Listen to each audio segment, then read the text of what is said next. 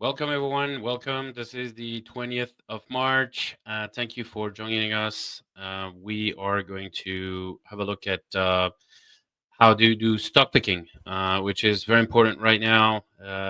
Markets are down, but maybe rebounding. So you want to be able to pick the right stocks. Um, it might be that your stock picks will beat the market if the market is going down. But if you're able to find good quality companies, then you'll be better off. So, not a better time than now to go over stock picking and what we have at EPSmomentum.com. So, without further ado, let me start. Quick introduction on how it works. There is a series of buttons here that you can click on and turn on various widgets. These buttons have a series of instructions and titles. You can see those little signs here. Every time you want to run a button, you can click on it. It'll be highlighted in yellow here, or it'll have a video at the bottom. So when you click on it, there's a video that explains everything about what this widget, this specific widget, is about. On the top here, we have a set of buttons that or shortcuts or presets for the application. So very quickly, you can find best stocks or accelerating stocks or revision winners. There are subsections, so you can click on last reporting or cheap growth or options or inverted skew or the trades that has been done. So yeah, very easy to navigate here. So it's just a series of buttons. And at the bottom, you have the series of apps, a chart, and obviously a screener. A pretty thorough screener with 100 and plus fields that you can choose from, and then move the slider bar. You can move the columns around. So it's pretty flexible. All right, let's start with some examples here. The first thing I would like to attract your attention to is the chart where we have the ability to see a particular stock. So, for example, here ISRG, and on the stock you can see the historical prices, but also the earning momentum. So, the earning momentum is a model that we have that explains what earning per share and sales, the regime in which they are at. So are they trending or not trending or in momentum or breaking out? So the score is about between plus 50 and minus 50. Any score greater than 0 is great. Above 20 is absolutely extraordinary. Very few of the stocks have an EM greater than 20. Once you have that, you have one piece of the equation right. So that's that green light here on the side. This is a signal widget that either lights up in red or green. We have one part that is green, the other one is red. And the reason it's red, this is the timing momentum. So this is more about is it a good timing? Is now a good time? Those three indicators here, the green, yellow, and blue, tell you if it's the right time. The green is negative, the yellow is barely positive, and the blue is negative. So two of them are negative. So it is not the opportune time to maybe get into a stock right now. So hence that red light and the red light here. So it's pretty simple and easy. There's fundamentals and technicals. So very quickly, just on that simple example, we can go to the screener and look for earning momentum or timing momentum and pull them up in the screener and filter for stocks that, let's say have a score greater than 20, for example, and a timing momentum greater than 0, right? So obviously we'll go from 5,000 stock to 76. So very stringent here, but we only want the best of the best here. We don't have time to waste on anything else. So very important. I can hone in on the best scores, so I can click and sort AstraZeneca or Amphenol Corporation, and we can go into Amphenol Corporation here. We can see it's EM32, very impressive number. Although it's been on a downtrend right now, maybe turning around. So the last 10 days, it's been making a positive move. So how can we dig further into this stock? We'll have all those tools here that helps you do this. I'm going to skip the journal for now, but let's go into the profile widget. So the profile gives you a description of what the company does. It gives you all the transcript, the earning calls for Amphenol, and also all the conferences. You can also listen to the audio, all the filings. So thank you, AK, are there, and you can look it up. But the matrix is probably one of the most important widget. It helps you see how the company has grown over time. So the latest number published is this one. So you got to read the table on the inverse. So really, the center here is how you read the table. That's the latest. That's the last earning day. So the last earning season, sorry, earning number. It has been published on the 22nd of January 2025. It was 0.55. A year ago, it was 0.41. The change was 34%, and the acceleration here was 594. Notice how the growth has been from 5%, 14, 19, 28, and 34. So it's pretty impressive and for earning per share. And 5 or 6 quarters in a row, acceleration 7, 9, 5, 8, and 5 in acceleration. Again, that's very, very significant and important for later. Sales here, same thing. So we have the sales growing from 3,300 billion to 4 billion. That's 30% growth. And these are all the acceleration of the last 4 or 5 quarters. So it's definitely something, a stock that's very, very important. The well, I mean, it's growing very strongly. The surprise has been positive all the time, and the price change has been positive all the way, except the last quarter where it's minus 12% for now, since the beginning of the quarter. The other thing that you can do is once you looked at the actual numbers, you can look at the revisions. So the revisions will take the actual numbers 0.5, 0.52, 0.54, 0.32, 0.34, and track the change of all these numbers into one single line that you can see here, which is the revision score. Um, and the revision score is here growing. It grew 28% since the beginning of the quarter and 38% in the last 90 days. So you see that growth here. What does that mean? That means Wall Street is really pushing the name and saying that it's one of the best out there. So yeah, so this is really something to notice. So let's go into screener and put that in motion in our stock screening criteria. So what we looked at is we can click on EPS matrix and pick the acceleration for earning per share and the acceleration for sales. The acceleration for sales is here. So those are two key metrics. So I want both to be positive, greater than 0 here. Now I have 39 names, and well, that's a good start. And the second thing is I also want maybe some positive revision, estimates revision. So this is the revision in value that has been um, published by the analyst, but all the estimates, revisions, and the revision score change in value. Here you have the revision scores change in percent. Here it's in value. And what we can see here is, if I filter for positive number, I'm getting 21 names that are of positive revisions, where analysts are really increasing their revision significantly in the last few months. So let's pick one of those names. So Amphenol is one, obviously, but we have other names like Mercado Libre or BlackRock. So you can pick BlackRock. So BlackRock has been up. So we can remove those two other curves here. They're important as well. So this is another set of analysts here. We have 7 analysts looking at BlackRock. The other set of research is done by 3 analysts. Those revisions are down lately.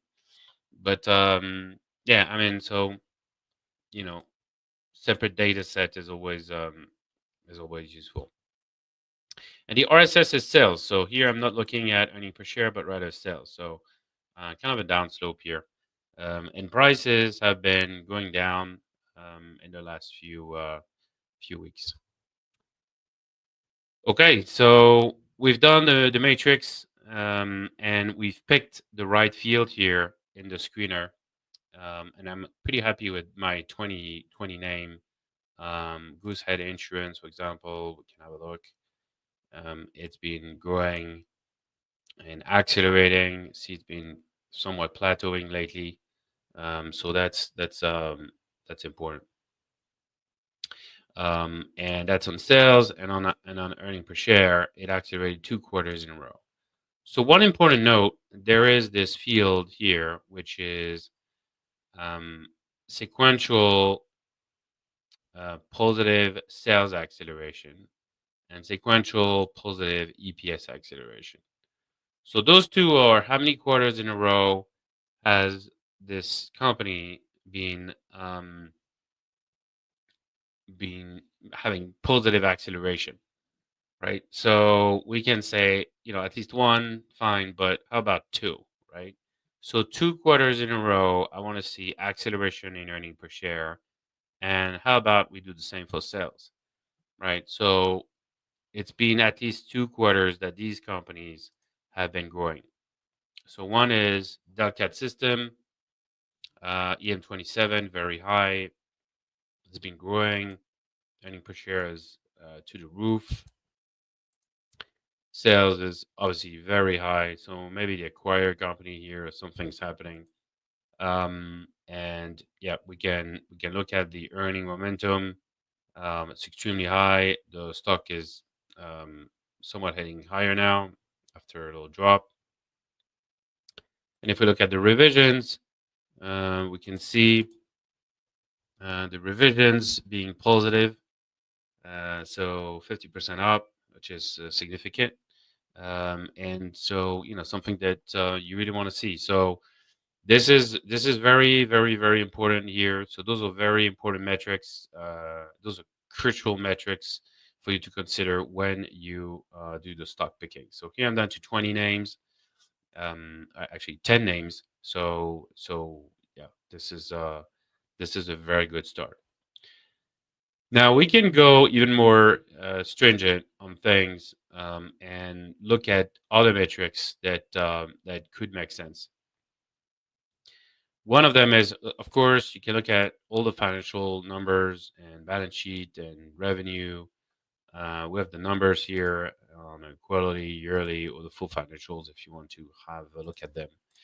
But the most important thing here is also how the stock has been trading over time. So here we have a stocks where we have about 30 quarters in a row, 31 to be precise, quarter in a row that we've taken, and we've statistically taken which out of four different configuration for the first 24 hours of trading, which one was the most, not which one was the most crucial, but um, we really bucket all of those 31 quarters into four different types: drift A, B, C, or D, which is negative overreaction, positive underreaction, positive overreaction, and negative underreaction. So once we have this, we bucket them. So here we only have 2 quarters out of 31, so it's not a really um, tight sample, I would say. Um, so maybe something will not pay too much attention and take with a grain of salt. But should you be in another configuration, you can have at least 75% accuracy or 63% accuracy. So let's say we take another name. Maybe we're more lucky on another, Arc Rock. Here we have 19 occurrences. It's a drift B. It's 66% accuracy. It should be between 23, 27, and 42. We are at the lower end of it right now, so it's pretty impressive. We still have room to go up. And so this is very important if you trade options, or you want to see a range of where things are probably going to go, and you can pull it up inside the screener. So inside the screener, we go into the drift name, so I can display the actual drift name, what it is. I can display the distance to the mid. So is there some upside or some downside? Maybe I want some upside. Amphenol is 1. I click on Amphenol, and here I have a ton of upside. Amphenol is 66. It should go to 78. We have 83% accuracy here. So it should definitely retrace back inside its drift, and end up before, end up above 67 and below 78. So this is really, really important, really crucial for you to use, to give you an idea of how, due to its behavior, the first 24 hours of trading after earnings, how it actually pans out and over several quarters. This is very important. This is 19 quarters out of 35. So it's one of the biggest data set we have here on that stock. And it's really taking all these quarters here. And the result is impressive, right? So you'll say, well, did it work in history? Well, if you click on this, you can see all the historical quarters and whether it ended up inside or outside. So this is in, this is in, this is in, this is out by not much, by 2 days. This is in, in, in all the time. So yeah, this is really very, very useful for you to find great stocks. Now, you might want to focus on price action. Maybe you want stocks that, I'm going to kind of be less stringent here. Maybe EM10 and time momentum, I'm going to let it loose. But let's say I want the price analytics, and I want, I don't know, companies that year to date have been going down. So minus 12%, minus 6%. Well, let's say just going down. So these are all the names. So I got 20 names that went down since the beginning of the year. But we have something very cool here. We have some price statistics. So let me close all this and clean this up. We have some price statistics where you can look at the distance to high, or distance to high over 60 days, over 250 days. The price slope and 5 days, 10 days. So I'm going to look at the price slope 5 and 10 days. So what I want is the price slope 5 and the price slope 10 to be one of the filters. So let me just remove these just to make sure we have a little bit more room. So the price slope 5 and 10 are here, and there they are. So what is this? That's really the direction of the curve. So when I say the curve is the stock price, right? So is it rallying or plateauing or going flat? What's the story? So a positive slope, greater than 0, will just have like a tilted slope upward, right? So going high up, and that's what you want for 5 days and for 10 days. So what we can see here is obviously those stocks will be pretty consistent. For the last 10 days, they will show growth. So let's pick one, Marvell. And on Marvell, what do we see? We see, okay, well, I guess this one is pretty flat. So actually, that's a good example. Let's not have flat stocks, right? And have a little bit more oomph in the slope.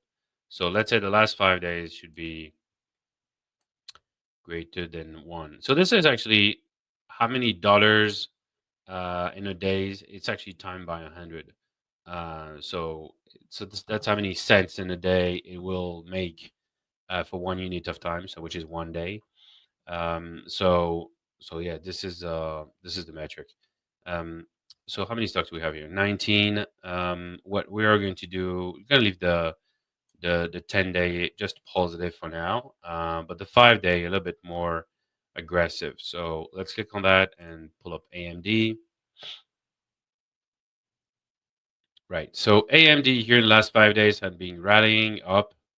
As you can see, the last 5 days are up a little bit more than the last 10 days. The last 10 days more flat, and that's what we want.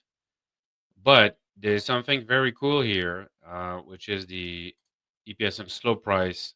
So it's actually the spread between the 5 and the 10, right? So if I want the spread to be very positive, I can, and I can filter it. Fortunately, there's too many fields here. Let me just remove these. There you go. So here we can say, I want the spread to be greater than 1, and then I have 17 names, and I have TSM.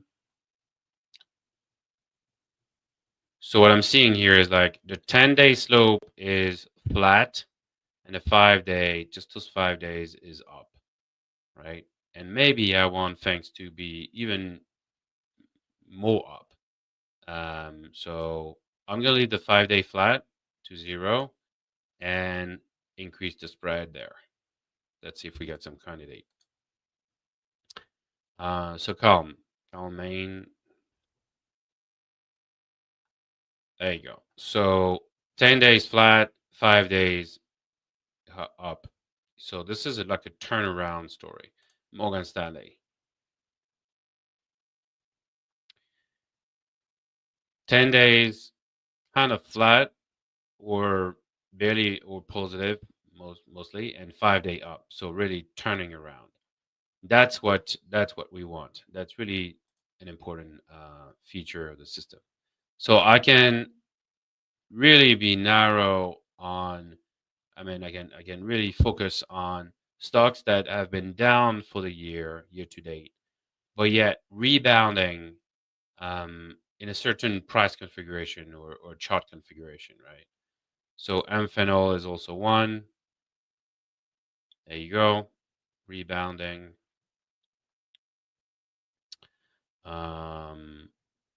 Bell Ring brand is also one. Rebounding. See how the charts are, they all have the same configuration. And this is very important for your stock picking.